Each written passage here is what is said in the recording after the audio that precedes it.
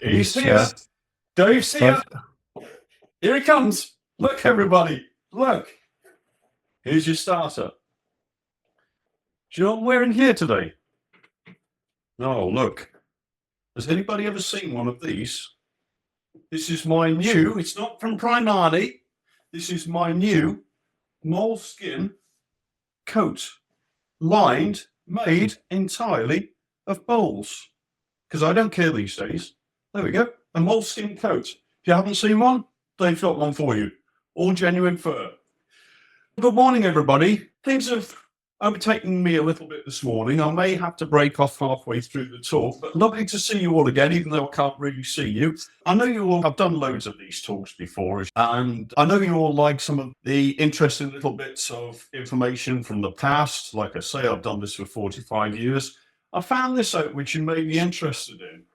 When I was in my teens, I wasn't always interested in wildlife, but when I was in my teens, I used to climb so many trees around in our neighborhood, and I used to take sparrowhawks from the wild, fly them for a season, and then re-release them again. I know that's completely by the by now, and it doesn't happen, but you used to get, and I'll just show you this, little license from the Department of the Environment addressed to me.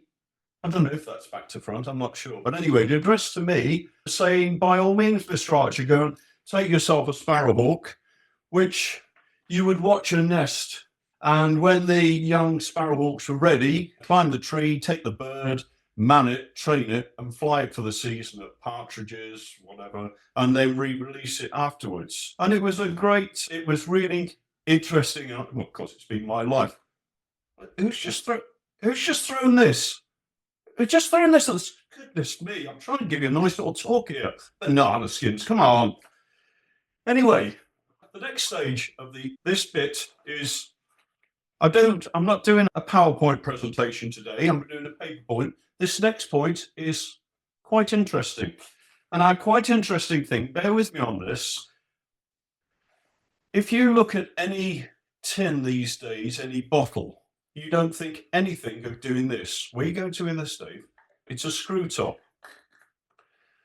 We have a squeezy bottle. HB, by the way, if you didn't know, means Houses of Parliament. That's why it's got the Houses of Parliament on. Just a little point.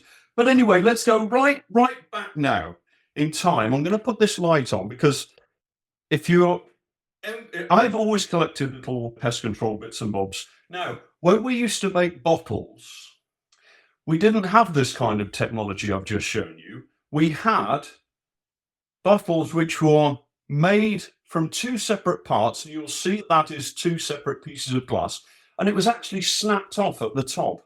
Making a bottle with a screw top is a very recent invention, but why are you telling us that, Dave? Because you'll love this part. In there, if I can show you, is a picture of a rat. Now, I hope you can see that rat within the light, and it says along the outside, farmer's rat paste.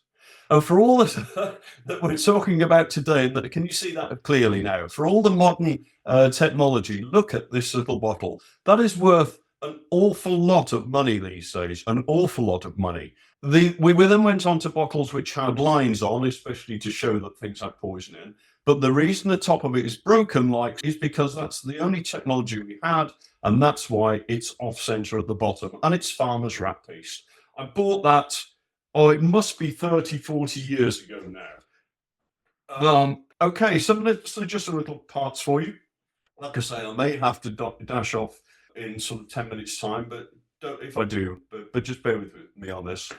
If all my mole catching trainees are there, welcome everybody. I'm the man that did the front page article in the latest BPCA magazine regarding non-native deer, which was quite prevalent to the talk that we're going to do today. This is for new and old techies as well, so you don't think I've heard this all before. There will be parts of this talk you certainly won't have heard. Very interesting points. It's vitally important, and I'll bring up a sign beforehand so you don't miss it.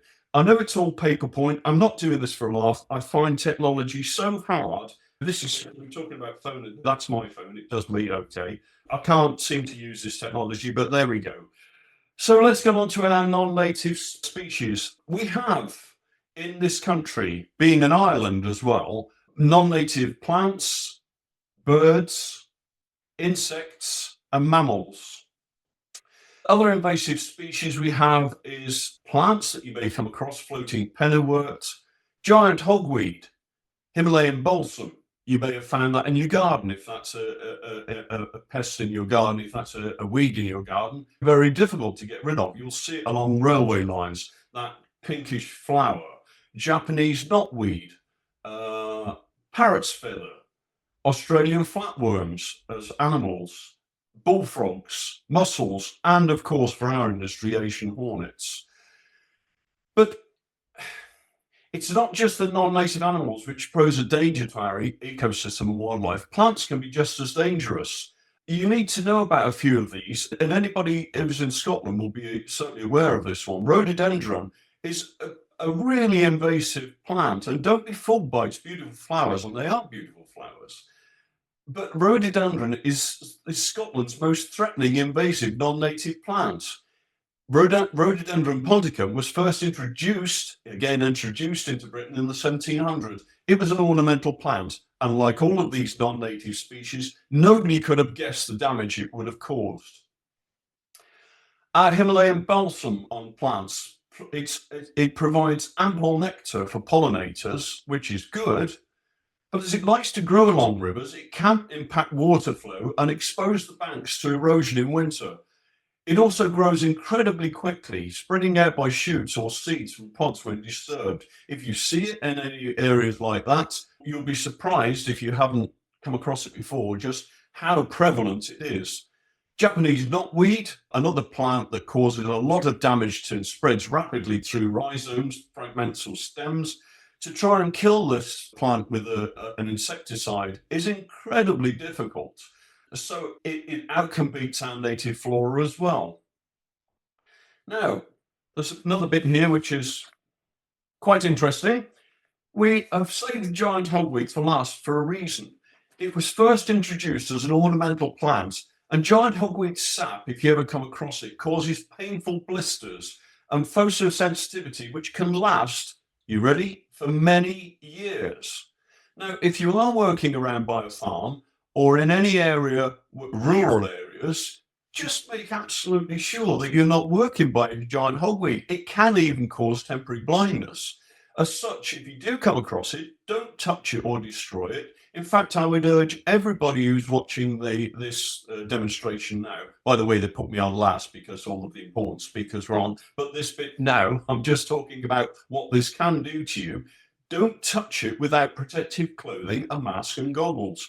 It's not only it possibly will, this plant will get you. And if it does cause that, it's a horrible thing. Like I say, it can last for many years. A lot of people aren't aware of that. If you're in rural areas, watch it. So we've done a quick bit there on our plants, but then I'd like to also go on to our non-native birds. Don't be confused with occasional visitors blown off course like your sort of warblers and small songbirds, especially in the migratory time. What we're talking about here is a species of bird, in this particular case, a bird which has been brought into this country in the main. Years gone by, we didn't have the same view of wildlife. We like to introduce non-native species. We didn't realise the problems they would cause. And if the environment was right for them, of course, they would outcompete everything else. And there they were. And the damage by birds, it's probably less obvious than that of mammals, which we'll go on to in a minute. But invasive non-native birds, don't disregard them. I don't know if anybody here does any work with parakeets. A lot of people aren't sure on the legislation with parakeets, ruddy ducks, Canada geese, Egyptian geese. All of these are non-native imports, and we, especially me as a rural pest controller, we need to know about these birds and animals so that we're completely au fait. And I'm not knocking anybody here at all. That's not my style. I'm not saying that.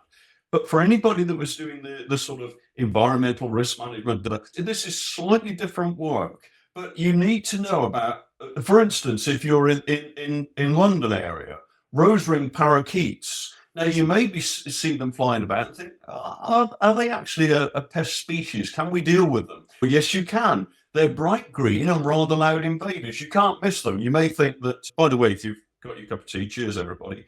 They're bright green and rather loud invaders. They're not easy to miss. And they might seem like a nice, colourful addition to British wildlife. And there are a lot of people out there who will say, aren't these lovely birds?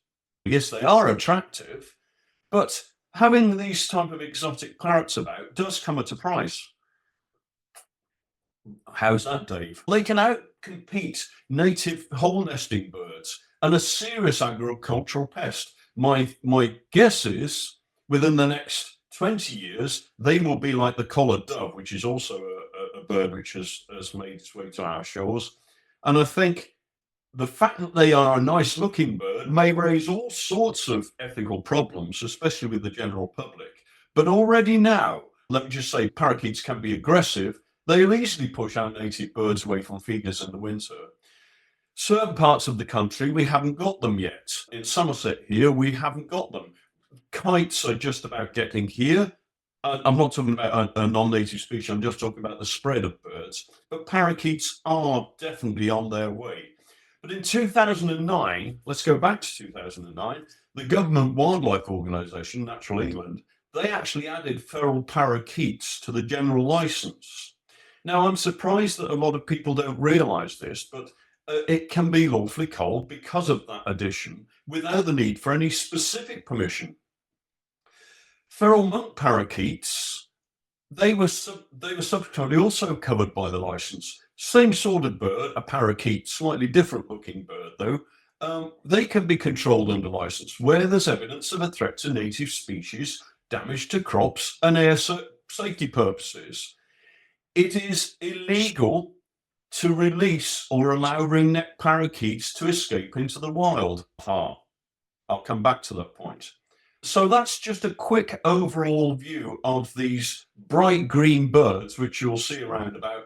The majority of people will say they are protected, and indeed all birds are protected. That's the sort of the quandary, if you like. All birds are protected, everything from your feral pigeon, your town pigeon, to a wood pigeon, but it is the circumstances in which it's found which will allow control or not, as the case may be. If you are taking out any control measures, make absolutely sure you know of the law. Make sure that you can justify your actions, because if anybody's coming to question what you're doing, you need to have that evidence.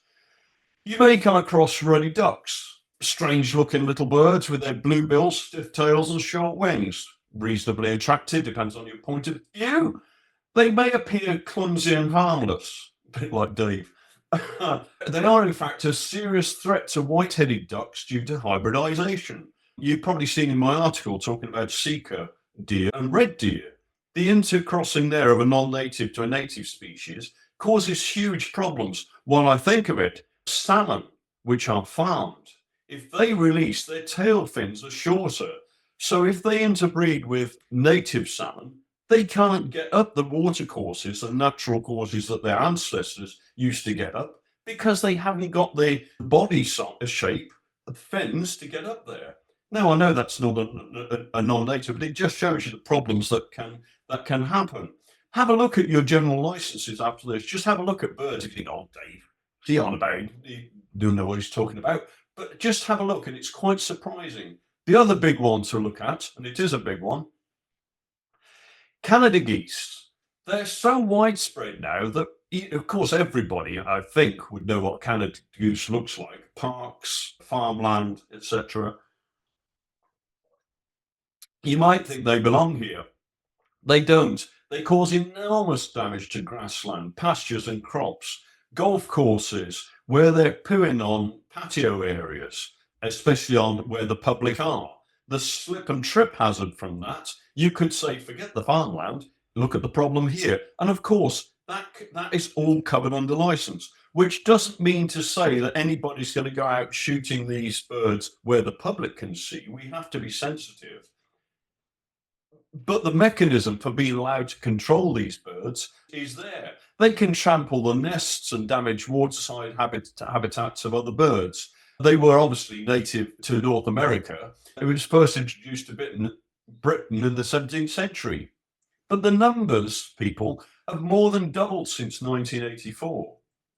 I could say here about the public's perception of wild birds and don't you control anything. I am a dinosaur. I listen to these other speakers today. I fully realise that, but I also know what fits into certain boxes. And if I hadn't learned that in my lifetime by now, then yes, I am the dinosaur, but we have to control certain pests. And there's no point going off the deep end and berating old Dave and what does he know? This is the law. This is what we should be abiding by, but we've also got public perception. If you want to eat a Canada goose, by the way, of which I've eaten a lot, a young bird is absolutely delicious. It tastes like roast beef used to taste, and you can carve it just like beef. An old bird is tough, if you pardon the expression, but old birds are very, you wouldn't really, it was a waste of time cooking it, but a young Canada goose, believe you me, is superb to eat. Egyptian geese, they're also known in their native habitat. They're pests. They're still low in this country, but who knows? Maybe the numbers will be going buff, and in 5-10 years' time, we'll be doing this and saying, hey, look at these Egyptian geese everywhere. If a bird or animal sees an opportunity to get in, he will. Let's look at our mammals. Top of the list for mammalians, look at me getting excited about, but it is grey squirrels, American mink, and Sika and muntjac deer. They're the most widespread of our. Sorry, this chair's playing me up. I did say it would play me up a bit. It's got to go up a bit. The gas strut keeps going down. I don't know why. These are the most widespread and cause significant damage if left unchecked. Localized are glisclis. If you've never seen a glisclis and you're working in the home counties, this is reasonably interesting. I've looked at the wrong way around. Is it the wrong way around? No. You get it. It's reasonably interesting. This is a glisclis. So if you're a new pest controller in the home counties going into a roost space and thinking, what the? Now, most people will say, Dave, it's a glisclis. I said this course was all-encompassing. Little talk was all-encompassing. There's your glisclis. Non-native pests. Do not poison it. Do not put poison in the roost space. It's illegal. Let's just take a quick look at what we can do with non-native mammals. I can't think or prove any type of non-native mammal that can be poisoned. I'm not a great fan of poisoning under any circumstances. Again, that's probably an age thing. I certainly know enough about poisoning, but I try to shy away from it. But trapping, if you're a good trapper and understand the art of trapping, live capture traps are an option for controlling grey squirrels. Grey squirrels are quite a cocky animal. They will try anything you do to try and thwart them, they will obviously try and overcome it. Now, they're reasonably easy to live capture. Shooting to where what I call chunning a bait station, and shooting grey squirrels, whether that's with an air rifle or a rimfire rifle in a in a rural area, absolutely fine. Dray poking to shotguns. That's very effective at this time of year when there's no leaf on the tree and the squirrels are bursting out of the drays. It is very good control to shoot them. You can say that what's the point, Dave? Why are we going to do this? I'm going to show this to you now. Bear with me a second. Where I live now, I have trapped or shot in my garden. This is a bag of squirrel tails. That's all it is. Don't worry, it's nothing dead in there. It's only squirrel tails. Dave, what are you doing with all these non-native squirrel tails? I'll tell you why I do this. I chop their tails off. Proves how busy I am. Bag split. Don't tell my wife. I mean, these live in the freezer, by the way. The reason I keep all those isn't for any sort of weirdo reason, although it might be. I sell them to London for 40p each. Fly tyers buy them, and they use them for their fly tying. It's lovely natural fur. And it buys us a curry once every few weeks, which is great. Thank you, Tiffany. The meal's on you. Oh, thank you very much. If you do come across a species which you're not sure of, you've all got these, not all of them, but most people have got smartphones. Take a photograph of it and just check out what it is. Because if it is a non-native species that needs reporting, don't think somebody else has done it, there are lots of species and lots of different newbies that are arriving that need shown by. We've shown our gliss. Now, a lot of people think that these were brought in by the Romans. Of course, the Romans only occupied Britain for about 370, 400 years, and it was a long time ago before gliss were around. The Romans used to eat gliss. They used to love to eat them at the toga parties, of which I've never been invited to. But they did love to eat gliss, but in the case of the home counties, these were bought in by Rothschild in 1902. He bought them in for his private collection. They can be controlled, but only under license. And this isn't general license conditions. Vital importance. I should have printed this the wrong way around, shouldn't I? Or the right way around. If you have gliss around, don't think that you can deal with them unless you have applied for a species-specific license or your company has done it. Because if as an individual you're working where you're dealing with gliss, forget the general licenses we were talking about earlier. It's species-specific, which relates to trapping. And if you haven't got that, it's a slippery slope. You need to prove, but you can't prove that your competence because you proved your ignorance in that case. It cannot be trapped without the license, which is GL02. For what it's worth, these aren't just one or two gliss around. I used to spend a lot of time in the autumn culling gliss because you cannot re-release them.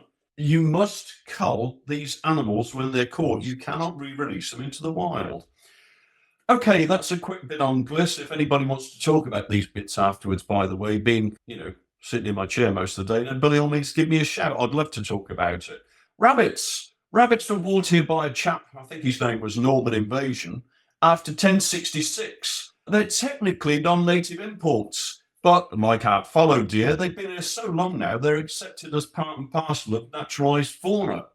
Trapping, shooting, ferreting, all good methods of rabbit control. We did that terrible thing with myxomatosis. And if you think myxomatosis has gone, come with me this afternoon. I'll show you cases of rabbits suffering and dying from myxomatosis. Rabbits which have pus-filled eyes. Rabbits that are emaciated with big boils on them. We've done that. Yeah, us humans, we brought them over and we thought, we'll give you a disease to make you think. Awful. And it's still prevalent wherever the rabbit flees, the myxoma is. But they are now naturalized, but non-native species.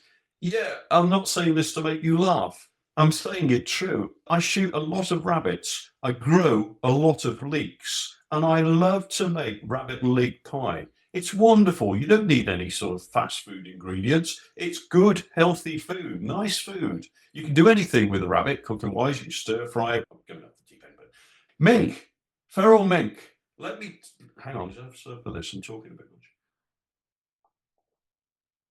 much. Feral mink were bought here in the 1920s for fern farming. I used to live by Greenup Common.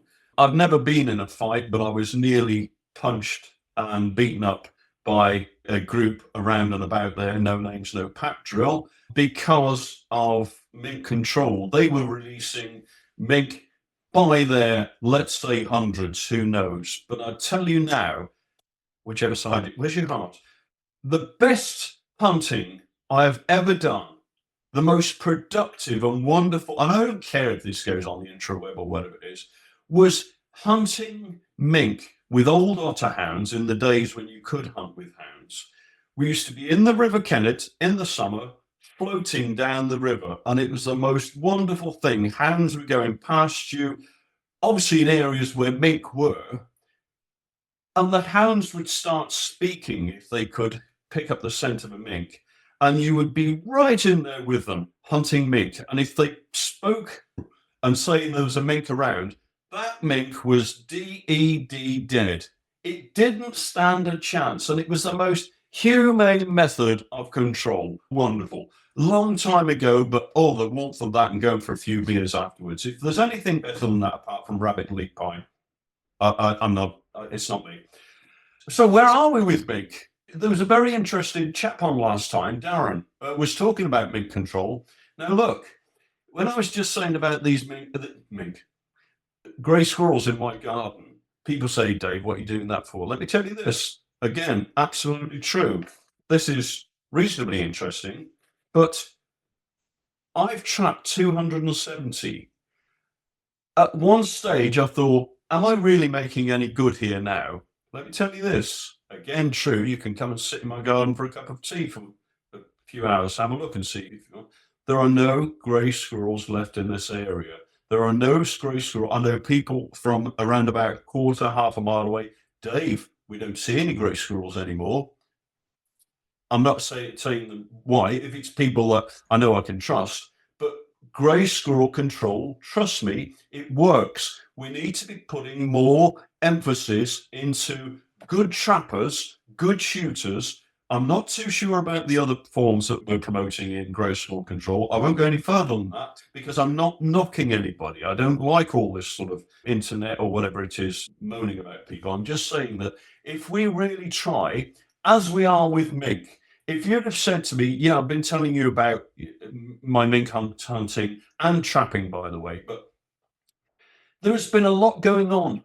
Darren's been saying about mink control. They have now been, lovely word, this in the case of non-natives, eradicated from Norfolk, Suffolk, and most of Cambridgeshire. Bravo, how fantastic. I'm going to keep that. Oh no, it's mosquito. They are now, the project now for controlling them has been expanded from Lincolnshire down to Essex and North London. The Waterlife Recovery South East project has been set up now covering Kent, South London, Sussex, Surrey, Dorset and Hampshire, and hoping that combined with the Eastern region work, it can push mink out of South East England entirely.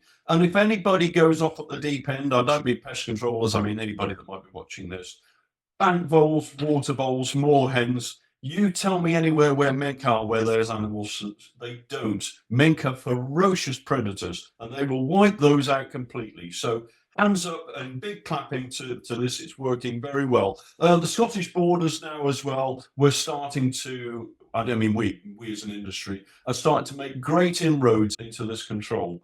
Let me just show you, if you were interested in grey squirrel control, this is, I say don't, it's up to you. You do your own risk assessments. That is a wonderful control box for grey squirrels. Nowhere where there are red squirrels around, but if you bait the top of that, bait inside, that is a fantastic tool for controlling grey squirrels. I have honestly, I'll tell you, I've caught one wood mouse in there. Okay, it climbed up a vent, it went into there, but generally speaking, nothing else, no woodpeckers, nothing else, no ground, no stoats or anything. It is wonderful. It's a Finneran box. I cannot emphasize how good these are. If you want to buy them as 2, 3s, or just as the one, by all means come back to me and we'll talk about it. Where are we now? Okay, here we go. Where's my other photograph? Hang on, my computer's just frozen for a second. I've had a real issue with muntjac, in as much as I hope you've all seen muntjac and know what they look like, but they're a species of deer. They're the top of the cute and cuddly club. However, firefighters in Cambridgeshire, they were called to free an animal, a muntjac deer, got caught in railings on New Year's Day. A spokesperson said this muntjac deer must have had a little too much fun to celebrating the new year. Ha, he. So what did they do? Despite the animal's apparent confusion, bless it, it was unharmed and the firefighters were able to release it back into the wild. It's illegal. Yeah, but shut up, Dave. No, hang on. This is illegal. Why are we as an industry, I am on my little soapbox now, but why are we dotting every I and crossing every T when I've been in touch with 3 bodies now to say to them, can somebody please tell these bodies that this was an illegal act? And it hasn't happened.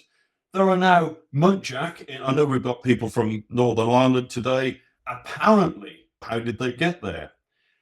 Feral pigs are this week found in the cairngorms.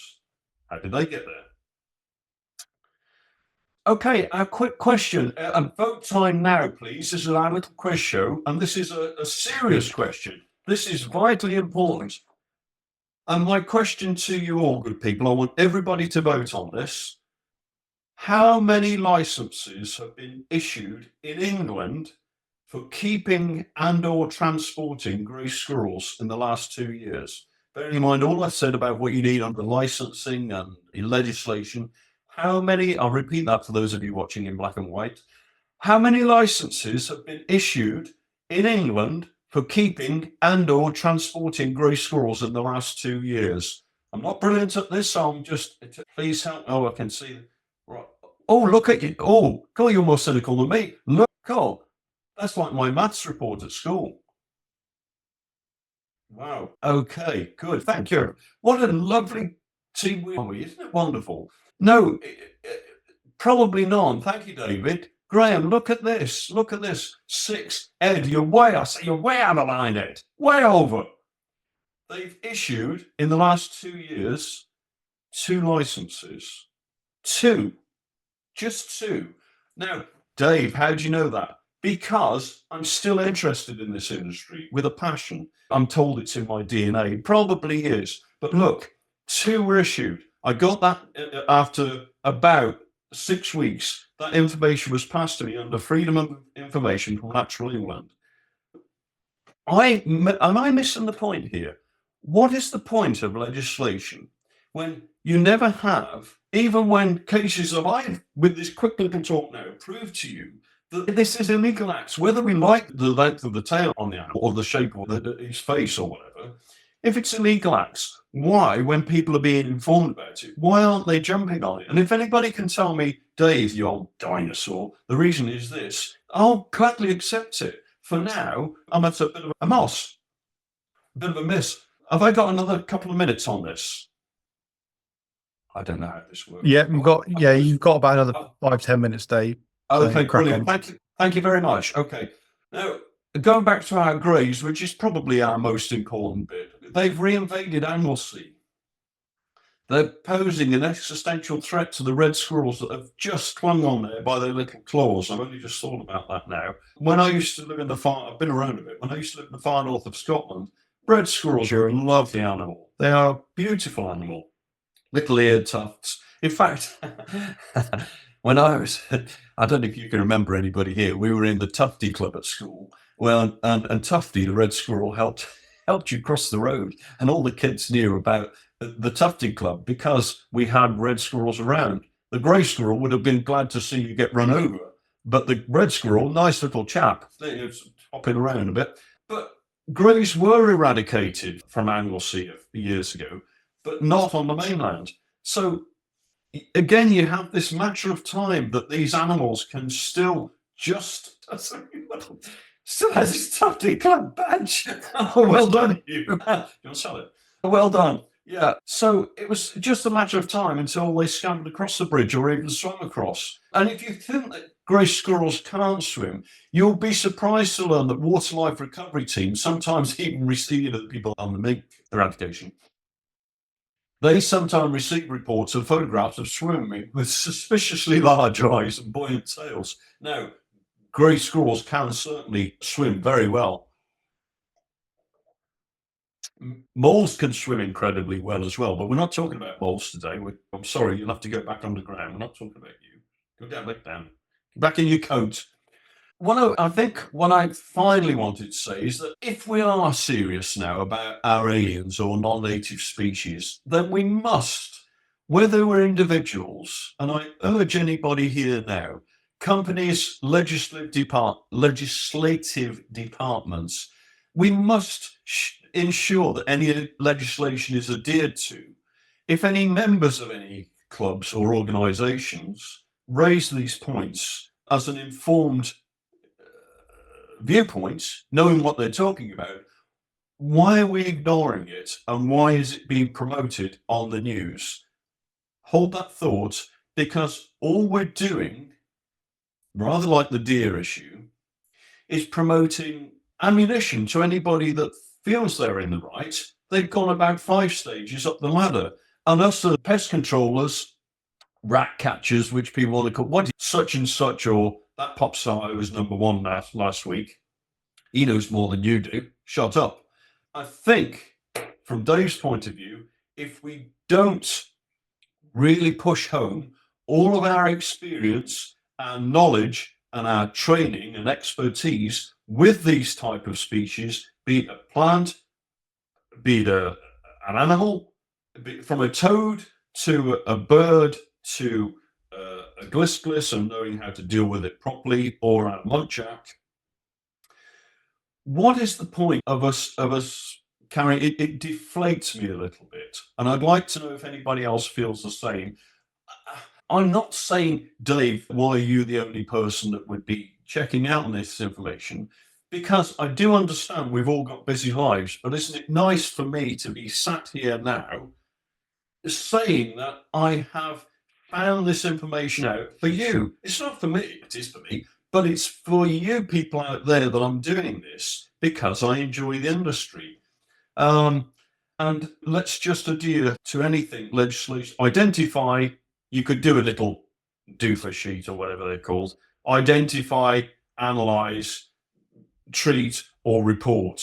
And there's my webpage doofer. Treat or report. And if we don't do that, I think we're doing ourselves a great injustice on it. Thank you very much. Thank you. Wonderful, Dave. There's so much love for you coming out. Obviously, I know you've got. Yeah, they don't know me that well. Hey, hang on. What do you mean, love? Through this? Through this? Do you have time for questions, or is it easier if we get these sent over to you to answer? Wasn't sure if you needed to jump straight off or not. I need just literally give me 30 seconds. I'll be back. I will be back. Hang on. You carry on to say something. I'm not going to pretend to be Dave, because we all know that I think there's probably some stance differences between how me and Dave look. So wonderful. Yeah, no, great that everyone, there's so much love coming out for Dave. I know everyone really enjoys his talks and stuff. On the topic of yes, I will intend to pad it out here. Thank you very much.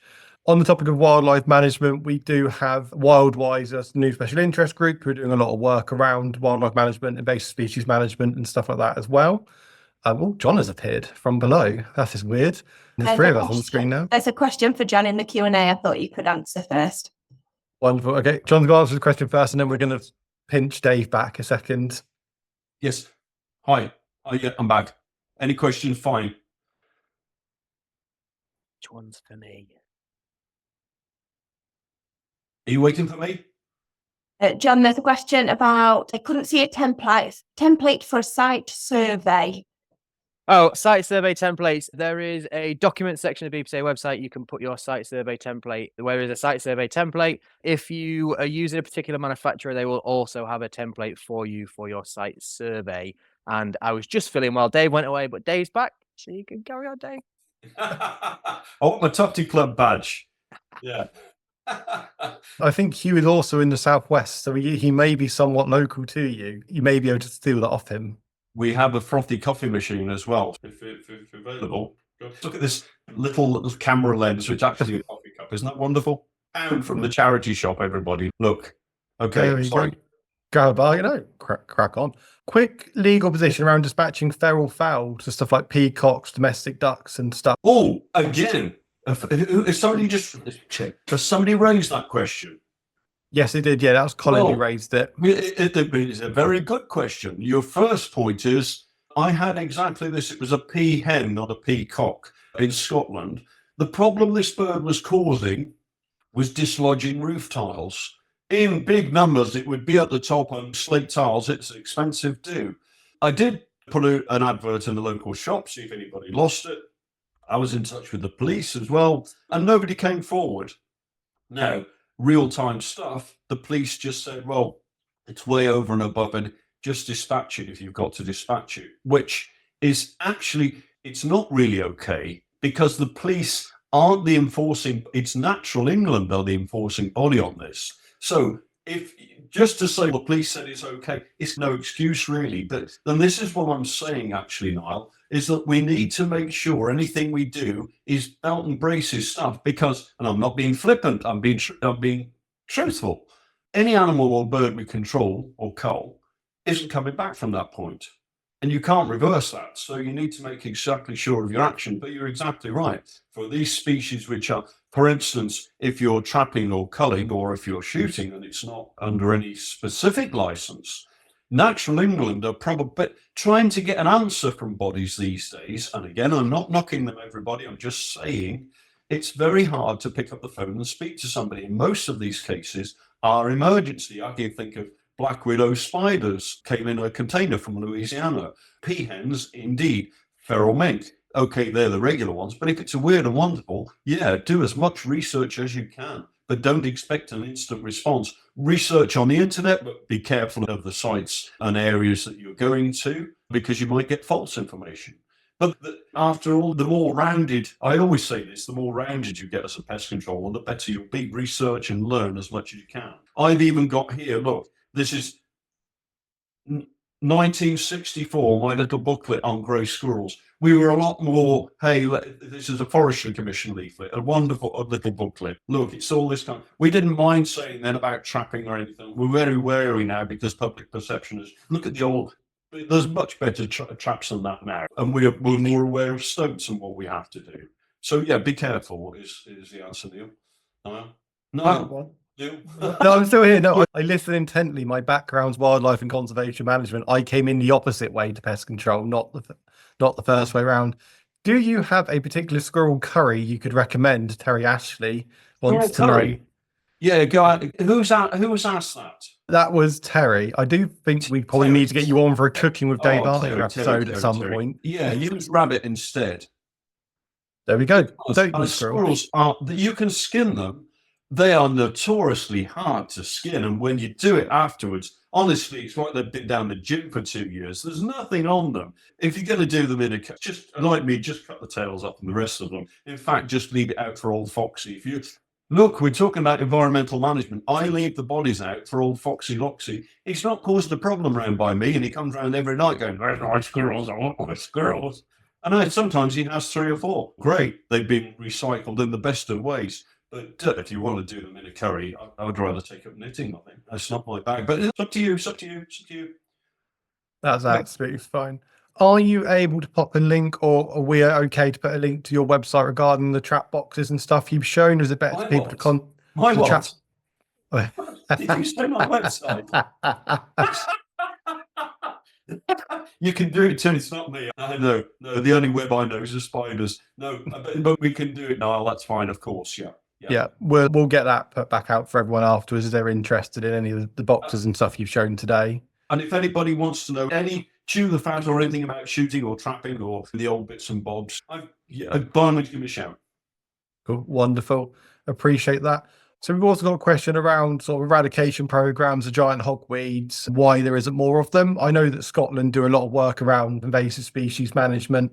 I know Environment Agency do a little bit in the UK. Sort of any opinions from someone who's been in the industry for a long time why we aren't seeing more of these? Money. It's either money or money. It's one of those 3. Insecticides, and it's good really that herbicides are not as strong as they used to be, and there's good reason for that. So if we can environmentally manage and dig out or any other methods but of course, like I was saying, because it spreads so fast, you have this exponential problem whereby you have to try and deal with it as quickly as you can. And sometimes it's overtaking you and cost. Nobody's got any money. That's the problem. Yeah. No, I appreciate that. And you mentioned about the individual licenses being granted for release of squirrels. Do you have any idea? So was there any information on the Freedom of Information request of why they were granted? Did they say they have the testing, contraceptives, if it was purely for rehabilitation? I may have misread people there or misinformed. No, they've only issued 2 licenses for keeping them in captivity. Okay. So the people that are keeping squirrels and on the news or whatever, they need a license to do it. It's all been done. It's controversial. I've got to say it. It's been done illegally and it's not being enforced. And why is it not being enforced? Because we haven't got the money to enforce it. But if you're to keep a squirrel, you must not re-release a non-native species. End of. You must, if you're going to keep it in captivity, have a license to do it. 2 licenses have been issued in the whole of England to do that. That's what I'm saying. Okay, thank you. No, that's not a problem. Do you have any good books on trapping? You can recommend any good book recommendations for trapping? They can always ring me. I think, oh, that sounds pompous. I don't mean it like that. I would rather somebody spent an hour on the phone with me rather than trapping or putting traps down where they shouldn't do. I don't know really. I did the old style and I still love my fen traps. I think if you're a fen trapper, you can trap very well. I think any trap which is above ground these days, especially in the cases of squirrels, like I say, is a fantastic methods of trapping. But do your homework with your trapping first. More than anything else, I think, check that you're non-targets. And experience is everything. Experience is everything. Don't read too much on books and don't believe too much on these internet sites. But I'm not mocking them. I keep saying that. I'm not. There's enough in the world. We don't need that. Thanks. And have you ever come across a garden dormouse? I'm not quite sure what the scientific name for it is. Oh, so I know the common name might be slightly different. Yeah, you mean the hazel dormice? Oh, hazel dormice. We'll check, but let's go hazel first. But yeah, hopefully Stuart will answer that for us. I think if you're talking hazel dormice, we pretty well all walk by them nearly every day. They're a fantastic little animal. It's the one that if you're looking to build a housing development anywhere, you have to have boxes for hazel dormice to see the amount of them about. And they are a super wonderful little animal, rather like our grey and red squirrels. Fantastic little animals, hazel dormice. That's what they're talking about, is the hazel dormouse. Oh. It does hibernate. It's sensitive to environmental pressures, certainly sensitive to other non-native species. But if you are quiet and in the countryside and go around, certainly by where there's long grasses or on the edge of wheat field, you'll see hazel dormice nests. Yeah. Yeah, and the managing box, you often see the boxes attached to trees as well for them that they use for monitoring them as well. They look like little corrugated sleeves and stuff as well. Yes. Just final question, if we can, how do you trap parakeets? Any advice for trapping parakeets? No, because that's one thing I haven't dealt with in this part of the world. They haven't got here yet. Shooting would be an incredibly sensitive area. It's something we're going to have to look at, but it's not anything. It's probably one of the few things, because it's a real modern problem, I haven't had to deal with yet. Again, DEFRA, or Natural England, will give you a more of a detailed response on it. But it's the new kid on the block, if you like, that we're going to have to deal with. We do have a request for drums, but I think we're going to come back to that with a cooking day. No, not today. I don't think we have time today, but we're going to do that in Dave Archer. Okay. Guys, play us out. I played Sean, a very quick one. No, I know it needs switch. I play the drums for about an hour a day. Hey, look, Irish fellas, hang on before we go. Look, this is my boomerang. Look, made especially for me. Look, mine. I play this for about an hour every day as well. It's all inclusive. It's all inclusive. It's absolutely all inclusive. If anyone wants a cooking and musical afternoon with Dave Archer, I certainly think that's something we need to look at. I've got to go. No, appreciate you taking the time, Dave. Thank you very much. And we'll see you again soon.